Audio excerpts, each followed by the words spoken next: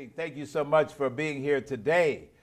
Today is the day. This is the day where the good news is available to all who are open and receptive and want to learn, love, grow, and move in the way that is of a higher vibration. And I'm happy that you took some time to join me, Bruce Montgomery, on Technology Access Television. We're going to have a great conversation today. And again, we're kind of getting back in the saddle. You haven't seen some new shows from me in a while, but that is all going to change because I'm going to be in the studio on a regular basis because I've got a whole stockpile of folks with some great news and information to bring to you in a whole wide range of areas. You know, Technology Access TV is going into our, well, I guess we're coming out of our second decade and going into our third decade of production. We've been around this CAN TV thing for a little while, and it's just getting warmed up. So again, thank you for being here. Thank you for supporting this show. Thank you for joining us on Facebook, Instagram, Twitter, LinkedIn, all of those places we are, because we are Technology Access Television. And again, my name is Bruce Montgomery. Thank you for joining me here today. And if you have any thoughts about show concepts or ideas or people that we should know about in your community, give us a call at 312-725-8601, 312-725-8601. And again, I want to make sure that we are covering all aspects of technology, innovation, and entrepreneurship. Don't leave the business brothers out, business sisters out. We want to talk to them too, because we've got to know that in this new world of opportunity, there's a place for us to grow, prosper, and be made whole by the work and the ideas of our minds and how we bring those ideas to fruition in our life, world, and affairs. My guest today is someone who we go way back. We go back to the old neighborhood, and actually our paths have crossed a number of times, and that's usually the way it is. You know, the world isn't as big sometimes as we think it is. Paths cross, and certain things are always trying to bring good opportunities in and through your life. Sometimes in certain stages of life you're not ready for them, but they come around again. You know, I always like to say, opportunity gives us many chance to grab a hold. You're never out of the game until you quit grabbing, but grab and hold on to. And one of my favorite scriptures is Jacob wrestling with the angel. The angel came to bring him some good news, and then the angel said, "I'm out of here." And Jacob said, No, you ain't going nowhere. You're not leaving until I'm blessed by what you have for me. So that's really a guiding light to all of us. And my guest today is someone who's got a story to tell. In fact, I'm holding his book. Now, if this title don't get you, I don't know what will. Practice What You Preach, Preach What You Practice, by Mr. Ronald Barnes. Mr. Ron Barnes attended Coe College in Cedar Rapids, Iowa, having a BA. Before that, he spent some time at one of my alma maters, University of Chicago Laboratory School, where he was hooping it up. He was a basketball star in high school, but he didn't do like me. He kept playing. He played all through college and had a great career at Coe. In fact, he's at the Coe College Hall of Fame for his academic prowess in his undergraduate experience. But after undergraduate, he hung up his Converse All-Stars, as they were back in the day, and decided to go into corporate America, where he was also phenomenally successful. I think I used to see the brother driving around. He had one of those flashy drop-top cars. He was one of those corporate high-end salespeople making six figures when people didn't know you can get to five figures. He was up there in the six-figure territory. But some things happened along the way, and he's going to talk about that today because, you know what, before the show started, we talked about reinventing yourself. So in my context of technology, innovation, social impact, entrepreneurship, all of that is about a concept, an idea, a vision, and being bold enough to say, well, if this is where the road leads, I'm going to go ahead full speed. And so he's got some things to tell us, because after having that corporate success, he decided he wanted to go back to school, get a Master's of Divinity. Now, how does that happen?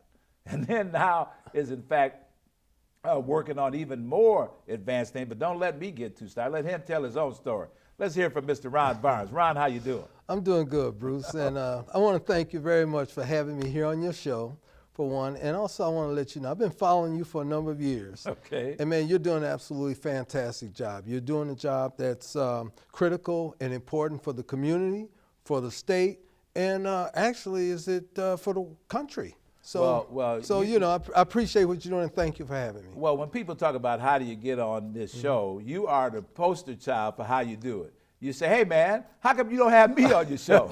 And so you've been after me for a while, and I've been lax in my responsibilities. But as I'm getting more comfortable with the broader conversations, even though this show is called Technology Access Television, what you find out is Spirit has a way of doing some things that, again, you have to know what people are doing. So this brother, along with his academic prowess and his work in divinity, and now his work in advanced psychology, now all of a sudden he's talking about some tech stuff, and he said, hey, brother, you better get up with me, because I'm talking about some tech stuff. But let's go back a little bit. Okay. How did you go from corporate America to deciding that you were going to pursue a path of a divinity degree at the University of Chicago? Okay. Well, that's an interesting question. In corporate America, I graduated with a degree in economics. Okay. From Cole College. All right. I went into corporate America. I worked with AT&T, worked at Bell Labs, left there, worked at Motorola, IBM. Isn't that something? Yeah, man, just went through the time, installed So satellite. you're supposed to be on TechAccessTV. Yeah, well, I installed satellite systems, premise distribution systems. I installed Motorola's corporate communication system. Isn't that As a matter of something? fact, I'm going to tell you something I don't tell a lot of people, but I was on the team that discovered and developed the internet that we have now. The World Wide Web Absolutely. was invented at Bell Labs. Bell Absolutely, Labs no turned question it over about and transitioned it over to the Worldwide organization, but I was the administrator for the Bell Labs network. Now, were you out in Naperville? Or Out did in you- Naperville, And did yeah. you ever go No. to New Jersey and No, all that stuff? yeah, well, we were out Morrisville, Yeah, Morristown, right. New Jersey for training and stuff, but my headquarters was at Naperville All on right. Indian Hill. That's right. And okay, after technology, then I just went into business for myself, developed corporate environment's a little confining in terms of a guy like myself who's more spirited, I'll say. And then I went and developed products, which we sold to Walmart stores, I remember. Walgreens stores, That's and right. we did well there. Now, was that personal care? You had some Yeah, personal care products? personal and care, some bath gels, body, That's yeah, right. yeah.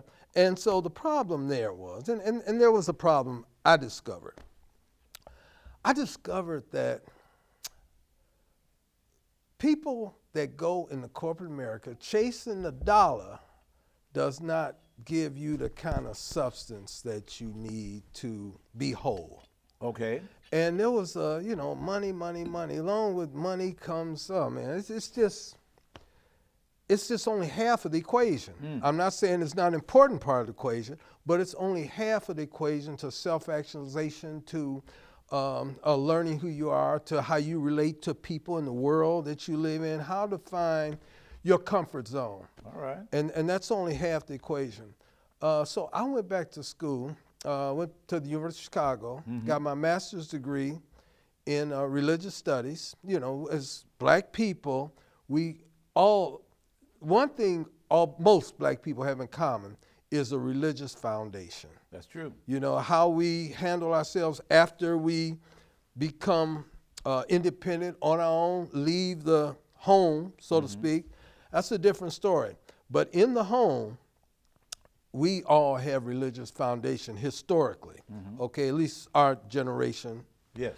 And so what I did, I went back to school, got a master's degree in religious studies from the University of Chicago. Then I studied and continued to go on to do a doctorate degree in psychology. And psychology and religion are really integrated disciplines because, first of all, Now, before you jump on, did you do this as a full-time student? Yeah. And so you you were fortunate that you had That I could do that. You had your business and you had your personal resources. Yeah. So you said, I'm good. My quality of life is straight. I'm gonna spend some time, put my head down. Yeah. We were laughing before. That's exactly what I did, Before yeah. the show got started, you said when those professors said, "Well, this is your reading for Right, this." right. We didn't talk about that. They gave you a stack of books. Yeah. And you had to read a book every week to 2 weeks. A book per week per class. I had 3 classes. The books were 200 to 500 pages. So I was reading 600 to 1,500 pages a week. And I'll tell it, like I told you before, I had not done that much reading in my life. Matter of fact, up until that time, golly Moses, I'm going to say it anyway. I probably had not read 5 books front to back in my life. All right. Okay, and so that, that was challenging. Not only that, but to go back to school after years of being out of that structured environment. So now, a lot of people have this inclination, something in them. They want to go back. They always talk about going back, but rarely do people do it because they have an image of, I'm to this, to that, to this, to that. You remove the fear and jump right in. What would be your advice to people that have this, I want to learn something, but I'm to this, to that? First, I'm going to tell you my major motivation for that. I got 3 kids. My baby girl's a doctor. My middle child has her master's degree, and my son has his master's degree. And we're talking one day, and he said, Daddy, you don't know what you're talking about. Okay? These are my kids, right? And not only that, I'm constantly telling them to go to school, be somebody, study hard, do this. And they did it. And they did it. And I look back. And say, what did I do? And I was a mediocre student, high school and college. I was very mediocre. So I had always had this hole, this gap in myself. I got to, I'm smarter than this. I mean, I'm not stupid. And so I kind of think I went back to school to prove to myself that, that I had more in me than I was using. Okay, to self-actualize, to really be who my whole self, to develop my whole self. And that was one of the things that I neglected, I think, because I played basketball, and you rely a lot on other things, but studying and really focusing is a discipline in life. Attacking challenges in our life is very important to success, accomplishment, and self-concept. So I went back to school because... And then why, though, divinity? I mean, you could have gone back to school. You had an economics degree. You had a lot of business success. Why not an MBA? Or why not philosophy? Or why not, another discipline? What made you choose the religious concept? Well, business, economics, money, those are all pretty much shallow issues. Those are issues that involve selfish. I'm gonna get some money. You go out after money, you just get selfish about money, and it pretty much stratifies your human nature from your spiritual nature. It stratifies your material side from your spiritual side. In order to be whole, those 2 things have to blend, come together, and sync, and they have to align. So I kind of thought that I didn't have alignment there. And my dad told me something. I'll never forget this. We were driving down Michigan Avenue, and my dad said, Ronnie, you see that guy over there? I said, yeah, Daddy, that's a bum. He's going through the garbage. And Dad said, that's right. He can get anything he needs out of that garbage can to live for the rest of his life. And he might very well live longer than you and I. In fact, you put that in your book. Yeah, put it in my book. And he can survive and just take care of himself. And anybody that only does for themselves is no better than a bum. And that stuck with me.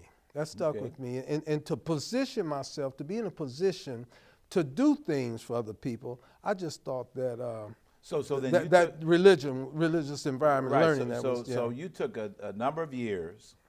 You were successful in your acquired discipline. You proved to yourself that you could master the discipline of acquiring knowledge and learning new things. And of course, these professors were no slouch. They made you, you had to do the papers. You had to defend your thesis. You had to do all this kind of stuff. So, when you end up with a piece of paper from whatever discipline, whether it's a certificate program, a degree program, whatever it is, you're going to do the work. If you're going to end up with the documentation to show it. But so you proved you could do that. But now that you had this information, what did you want to do with it? Was it just for your personal edification, or did you say, now how am I going to move forth with this thing? That's a very interesting question. Very interesting, because I studied religion. I studied the five, at the University of Chicago, you study religion. We studied the major religious disciplines: Hinduism, Buddhism, Judaism. And some people think, but I don't mean to cut you off, but some people think that, well, were you on your way to be a theologian, or were you planning on preaching, or were you planning on putting on a robe? So was it any of that? No, I wanted to get balance. Okay. I wanted to get balance in my life. I wanted to get balance between my spiritual and my material nature. Okay. And did you get it? Yes, I did. All right. Because here's what, let me go back. What I found out was when I studied the religions and the society we live in, and correlating this with the society we live in, That's correct. When I studied the five major religions, Hinduism, Buddhism, Judaism, Christianity, Islam, they have different deity beliefs about God and what they think about the deity. But according to how people should treat each other, they all say the same thing. We should care for each other, love each other, help each other. Every one of the religions has a 10 commandments, so to speak, or a commandment list of how people should respond to each other. And as I began to look around our society, honestly, I didn't see that happening. Well, I'm so glad you made that point, because one of the things that has frustrated me, being just like you, lifelong Chicagoan, West Side, South Side, the whole story, early experience on the grounds in Hyde Park, University of Chicago, lab school, all that kind of stuff. Would you have thought some 20, 30, 40 years later that inner city Chicago, urban Chicago, that there would have been this disinvestment, there would have been this stall, there would have been, we can walk, in many ways, walking around some of these communities look worse now than they did back then. Oh, man. When we were growing up, well, our parents took care of their property, took care of our neighborhoods. And a thing that just occurred to me today, Hyde Park is a different environment. Hyde Park is a very integrated, a lot of different people. You have Asian, white, you have black, you have all a lot of, Hyde Park is an international environment. Right. But other than Hyde Park, South Shore, Park Manor, you go into those neighborhoods and you see black people. Yes. Okay, and just today, coming out downtown, those neighborhoods, I gotta say, look black. Downtown, I go downtown and it's white. The demarcation and the difference between neighborhoods is so profound. And this has always been the and case. It's always been that It's always the case. So again, fast forward now. You took this time off. You had your revelation. You had your coming to grips with something that gave you personal balance. So then let's move into how this then gets applied. So you write a book. Why did you write the book in the first place? I wrote the book because here. Let me. You see the book here. What we have here, we have an eye, an all-seeing eye here. We have the hands, is representative, say, of God, holding up the world. God is omniscient. He knows everything. He's omnipotent. He's all-powerful. And he's omnipresent. He's everywhere. God, theoretically, according to religious Christian doctrine, sees everything we do. And then I ask people the question. I say, well, let me ask you this question. If you were at a stop sign next to a policeman, the stop light was red, and the policeman was right next to you, and you were in a hurry to go, would you run the stoplight with the policeman next to you? 100% of the answer, no, I wouldn't run the stoplight. I don't because the policeman is there. Because the policeman is there. So then I said, well, if you're a real Christian, if you believe in God, if you believe he's watching you all the time, then why do you sin? So that was enlightening for me. Right. So we have these theoretical questions. But again, one of the things I'd like to do with this show is to try to say we want to move towards what is the practical opportunity associated with. So one of the things that you're doing now is you are now molding your knowledge of business, psychology, spirituality, this now enlightenment, to now you say, I'm going to turn my attention towards improving the lives of young people through giving them certain types of education experiences using technology. What are you talking about? Okay, here's the thing. The bottom line to this is, I look at our society and I see the inequity. Okay, I see how, I see prejudice, I see racism, and I see those kinds, and I see a society that say they're religious, yet they're racist. And when I see, and I call that the ultimate irony, racist and religious. Yes. The ultimate irony. And I think this, our society, what they lack, okay, I could say racism. I think one of the biggest problems in our society too might be greed. Greed might be a bigger problem than racism, because when you're greedy, you don't want to see other people prosper. So then you, as a thinker, you write a book. You know that books today, we live in a instant on, always on YouTube, social media society. We got a president that can't complete a real sentence, but he can pretend to tweet and all this kind of stuff. How we don't have a lot of time left. Okay. But what do you want to see come forth there's going to be an avenue? So for other people that are at that crossroads and are thinking that, I need to reinvent myself. My block needs to reinvent itself. My family needs to reinvent itself. Can you offer any, not platitudes, but strategies on how people can get to a point of wholeness where they can begin to see something? So what are some of the things you like our listeners in the last couple of minutes we have to know is a road forward that can help them address some of these same concerns? Okay, here's the reality, and the reality is based in ethical, moral character. All right. The reality is, when we have a war and people are fighting and killing each other, there is no limitation to the money that is spent. Okay. People will spend whatever it takes to kill each other in a war. But when you have education, when you have housing, when you have a need for human beings to improve themselves and to improve your society of people, all of a sudden you don't have the budget for it. That is a moral, ethical, judgment, dysfunctional problem in this country. Well, that's what I like to see fixed. Change. That's all right. Well, it's clear from this conversation with Dr. Ron Barnes, who is doing this great work, but he didn't really get the whole story out, so we're going to have him back, because he's doing some work, I believe, is at the Crear Library on the campus of the University of Chicago, and they're doing some things using game design and integrated experiences that can change learning modalities, so some of these things can be garnered at an earlier age. So I'm going to have Ron. I want to thank Ron Barnes for being with me today. He's provided a great conversation. Hey, if you want to know more about this conversation, I know it may be a little esoteric, but don't feel like you left out. We're going to converse with you, and we're going to keep this conversation going. This is Bruce Montgomery. This is Technology Access Television. If you want to catch up with Dr. Barnes, give me a call at 312-725-8601, 312-725-8601. My name is Bruce Montgomery, and you're watching Technology Access Television. You can find us on Instagram, Facebook, Twitter, YouTube, all those places. And if you want to connect with us, please send us a note, drop us a text, drop us a tweet, and give us a concept for something that you want to engage in. But we're right here, available to you with information resources that can make a difference in your life, world, and affairs. Thank you for being here today.